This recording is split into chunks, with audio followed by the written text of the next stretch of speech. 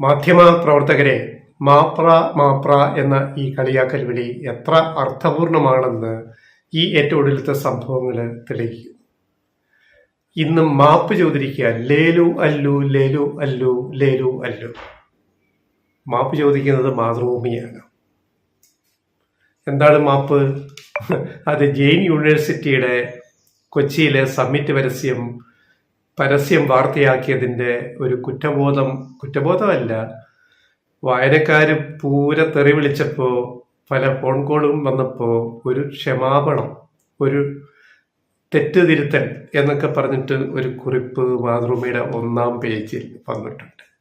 മാതൃഭൂമി മാത്രമല്ല പ്രതി, മാതൃഭൂമി, മനോരമ ഉൾപ്പെടെ സർവ്വപത്രങ്ങളും, മലയാളത്തിലെ എല്ലാ പ്രമുഖ പത്രങ്ങളും, ജന്മഭൂമി ഉൾപ്പെടെ, ദേശാഭിമാനി ഒഴികെ ലക്ഷങ്ങൾ കൈ കിട്ടുന്ന ഈ പരസ്യം കൊടുത്തവരാണ്. അതിൽ മാതൃഭൂമി മാപ്പ് പറയുന്നു. മറ്റുള്ളവരെന്ത് ചെയ്യാൻ പോണു?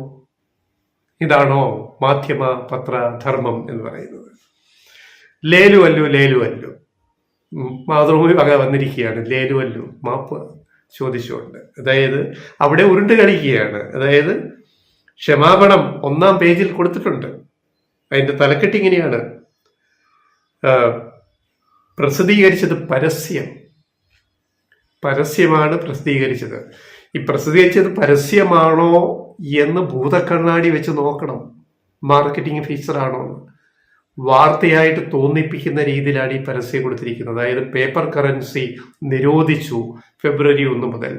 ഫെബ്രുവരി 15-നകത്ത് കയ്യിലുള്ള പേപ്പർ കറൻസി, നമ്മുടെ കയ്യിലെ കാശ് നോട്ട് കൊണ്ട് എടുക്കാനുള്ള സമയം അത്രയേ ഉള്ളൂ എന്ന് പറഞ്ഞു കൊടുത്തത് പരസ്യമായിരുന്നു, വാർത്തയല്ല എന്ന് കരയുകയാണ് മാതൃഭൂമി 1-ാം പേജിലെ ക്ഷമാപണത്തിലൂടെ. അത് നോക്കുക, എന്താ പറയുന്നത്?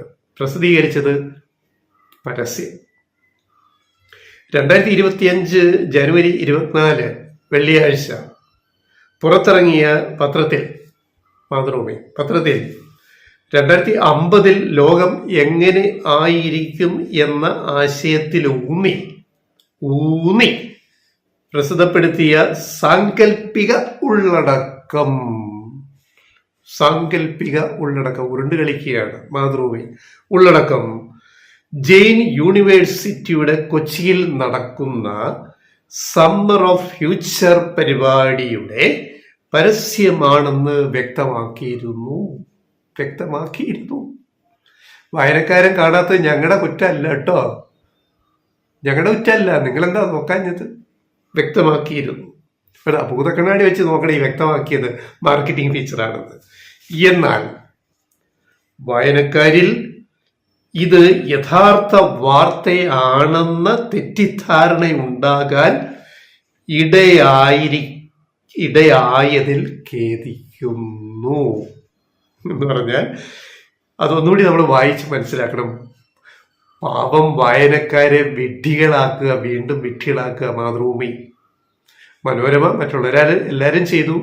മാതൃഭൂമി കാണിച്ചൊരു മര്യാദ, ഉരുണ്ട് കളിച്ചിട്ടൊരു ക്ഷമാപണം നടത്തി എന്നുള്ളതാണ്. അപ്പൊ എന്നാൽ വായനക്കാരിൽ ഇത് യഥാർത്ഥ വാർത്തയാണെന്ന തെറ്റിദ്ധാരണ ഉണ്ടാകാൻ ഇടയാക്കിയതിൽ ഖേദിക്കുന്നു. ചോദിക്കട്ടെ, മാതൃഭൂമി ഈ ഇടയാക്കിയത് ആരാ? നാട്ടുകാരാണോ? പത്രത്തിന്റെ വായനക്കാരാണോ? ഈ ഇടയാക്കിയത്, ഈ പേജ് ലേഔട്ട് ചെയ്ത ആരാ? ഈ ജാക്കറ്റ് പരസ്യം ലക്ഷങ്ങൾ വാങ്ങിയിട്ട് കൊടുത്തത് ആരാണ്? മാർക്കറ്റിങ്ങിലെ ആരാണ് തീരുമാനിച്ചത്? എഡിറ്റോറിയൽ എന്ന് പറയുന്ന സംവിധാനം നിങ്ങളുടെ പത്രത്തിലുണ്ടോ? മാതൃഭൂമിയിൽ ഇത് നോക്കാൻ അവിടെ എഡിറ്ററായിട്ടിരിക്കുന്ന ആരാണ് ഇത് നോക്കുന്നത്?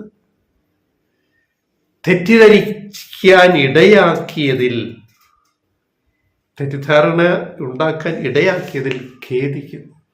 ഉരുണ്ട് കളിക്കുകയാണ് മാതൃഭൂമി. നിങ്ങളെങ്കിലും ക്ഷമ ചോദിച്ചു, പക്ഷെ അവിടെ ഉരുണ്ട് കളിക്കുകയാണ്. മനോരമ, വീക്ഷണം, ജന്മഭൂമി, സർവ പാർട്ടി പത്രവും അല്ലാത്ത പത്രവും, കേരളകൗമുദി, മാധ്യമം, വേറെ ആരും ക്ഷമ ഇതുവരെ പറഞ്ഞിട്ടില്ല. ഈ തോന്നിയാസം കാണിച്ചൊരു മാധ്യമധർമ്മത്തെ മറന്നിട്ട് ലക്ഷങ്ങൾ കൈ കിട്ടുമ്പോൾ ഈ മാതിരി വാർത്ത കൊടുത്തിട്ട് ഇപ്പൊ കിടന്ന് ഉരുണ്ട് കളിക്കുകയാണ്. ദേശാഭിമാനിക്ക് പരസ്യം വേണമെടുക്കാമായിരുന്നല്ലോ, ലക്ഷങ്ങൾ കിട്ടുമായിരുന്നല്ലോ. ദേശാഭിമാനി കൊടുത്തില്ലല്ലോ.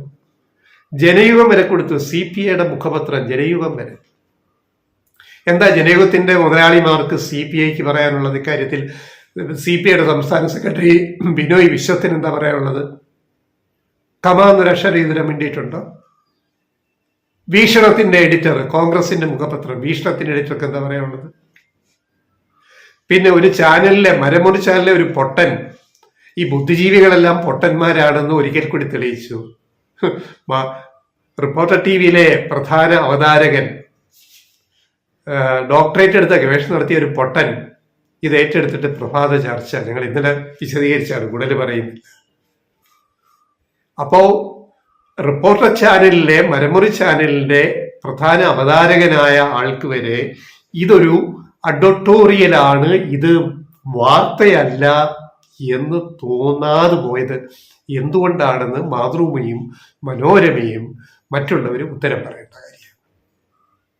അപ്പോ ബുദ്ധിജീവിയായ ഈ പറയുന്ന മരമുറി ചാനലിന്റെ തലപ്പത്തിരിക്കുന്ന അവതാരകന് വരെ ഇത് വാർത്തയല്ല, ഇത് അഡ്വർട്ടോറിയൽ എന്നൊരു പരിപാടിയുണ്ട് പത്രത്തിൽ. എഡിറ്റോറിയലും അല്ല, അഡ്വർടൈസ്മെന്റിനെ എഡിറ്റോറിയൽ പോലെ അവതരിപ്പിക്കുന്ന ആ പരിപാടി ഒരു പരിധി കടന്നാൽ അത് അബദ്ധമായിട്ട് വാർത്തയായിട്ട് ജനങ്ങൾ, വായനക്കാരെ തെറ്റിദ്ധരിക്കും. അതാണ് അഡ്വർട്ടോറിയൽ കൈകാര്യം ചെയ്യേണ്ടുന്നതിന്റെ ഒരു വൈഭവം എന്ന് പറയുന്നത്. ആ വൈഭവം മാതൃഭൂമിക്ക് നഷ്ടപ്പെട്ടു പോയത് കൊണ്ടാണ് മാതൃഭൂമി ഈ പറയുന്ന സ്വാതന്ത്ര്യ സമര കാലം മുതൽ ഈ പ്രചാരമുള്ള, സ്വാതന്ത്ര്യ സമരത്തിൽ മുന്നണി പോരാളികരായിരുന്ന മാതൃഭൂമിയുടെ അമരത്തിൽ ഇരുന്നവര് തുടങ്ങിയ പത്രത്തിന് ഈ ഗതികേട് ഉണ്ടായത്. പിന്നെ മനോരമയ്ക്ക് ഈ സ്വാതന്ത്ര്യ സമര പാരമ്പര്യമൊന്നും പറയാനൊന്നുമില്ല, അത് വേറെ കച്ചവടം. പിന്നെ മറ്റ് പാർട്ടി പത്രങ്ങൾ, ജനയുഗം, ജന്മഭൂമി, വീക്ഷണം, ഇവർക്കൊക്കെ എന്താ പറയാനുള്ളത്? എന്തുകൊണ്ട് ദേശാഭിമാനി ഇത് കൊടുത്തില്ല എന്ന് ആലോചിക്കണം. ദേശാഭിമാനി തല ഉയർത്തി തന്നെ നിൽക്കുന്നു എന്ന് മനസ്സിലാക്കണം. മറ്റുള്ളവരെല്ലാം തലയിൽ മുണ്ട് വിട്ടുകൊണ്ട് ഇപ്പൊ നടക്കുകയാണ്.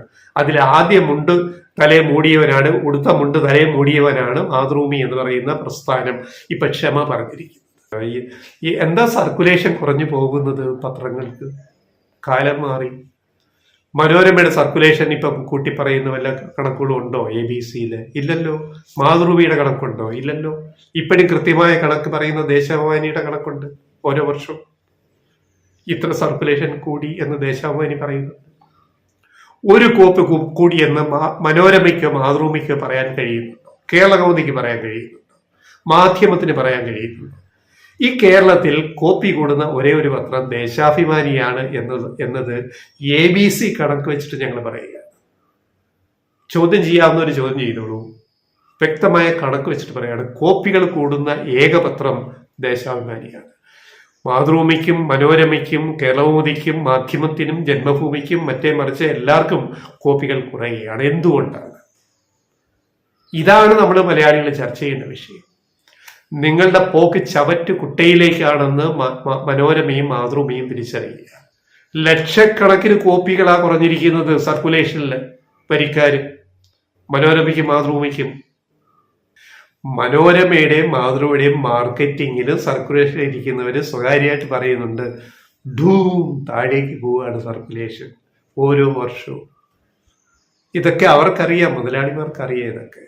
അപ്പോ അതിനെ മറികടക്കാൻ ലക്ഷങ്ങൾ ഒരു വ്യാജ പരസ്യം തന്നപ്പോ 2050 ലോകം എങ്ങനെ ഇരിക്കും എന്ന ആശയത്തിൽ ഊന്നി ഞങ്ങളൊരു പരസ്യം കൊടുത്തു. ക്ഷമിക്കണം, നാണമില്ലേ എന്ന് മാത്രമാണ് ഞങ്ങൾക്ക് ചോദിക്കാനുള്ളത്. നാണമില്ലേ?